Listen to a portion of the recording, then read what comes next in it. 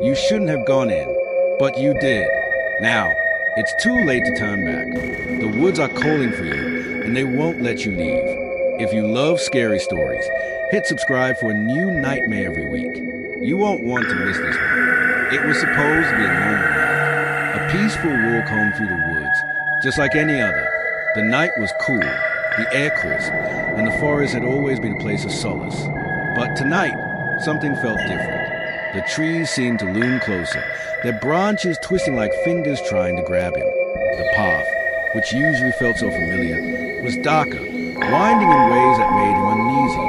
The air, thicker, heavier, like it was pressing down on him. He had walked this path 100 times before, but tonight, he couldn't shake the feeling that something was watching him. It was as if the forest itself had come alive. The leaves whispered in the wind, but each rustle felt like a voice calling his name. With every step, the trees around him seemed to grow taller, their shadows deeper, the silence more suffocating. His heart started to race. He told himself it was just the wind, just his imagination playing tricks on him. But then, it happened again. A voice, low, muffled, almost like a breath against his ear. You shouldn't be here. His heart skipped a beat, his breath catching in his throat. He turned around, his eyes darting in every direction. No one. The woods were empty, but the air felt wrong. The path ahead stretched him forever, but his feet felt heavy with each step. The dark trees twisted above him like silent sentinels, their gnarled branches reaching toward him. And then, the whispering returned. But this time, it wasn't just the wind. He heard it clearly now, like it was speaking directly to him. He could almost feel the breath, hot and close, against the back of his neck. With a shiver, he quickened his pace. The snap of a twig beneath his boot seemed too loud, the rustling of the leaves too frantic. His breath came in quick bursts, panic rising in his chest. He wasn't alone. He could feel it. The woods weren't just watching him. They were alive, and they wanted him. Then, suddenly, the sound of footsteps. Not his own. He spun around, but there was nothing. No shadow, no figure, just a dark, endless stretch of the woods. But then, another snap, another footstep, and another. He started running. His feet pounded against the soft earth, his pulse hammering in his ears. His heart felt like it was about to burst out of his chest. Every turn, every path he tried to take only seemed to lead him deeper into the trees. The footsteps followed, closing in. But when he turned to look again, nothing.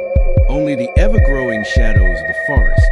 His breath was ragged now, his legs aching, but he couldn't stop. He needed to get out. Just a few more steps, just a little farther. The woods cleared, and he stumbled into an open field. He collapsed to his knees, gasping for air, sweat running down his face. He'd made it. He thought he was safe. The air was still here, the silence broken only by the distant call of an owl. But then, a chill crawled down his spine. Something wasn't right. His instinct screamed that he wasn't alone. The woods were too quiet, too still. He turned, slowly, to glance back at the path. And there it was again. The figure. This time, it wasn't in the woods.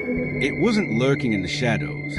It was standing in the middle of the road, right in front of his house. The figure stood still, unmoving. He couldn't see its face, but those eyes, those glowing eyes, they burned bright against the dark, staring directly at him. The figure's mouth twitched into a grin, a slow, unnerving grin. He couldn't move. His legs refused to obey him.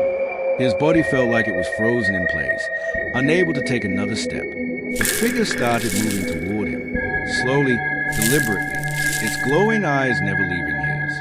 The grin only growing wider, more unsettling with every step. It was too late.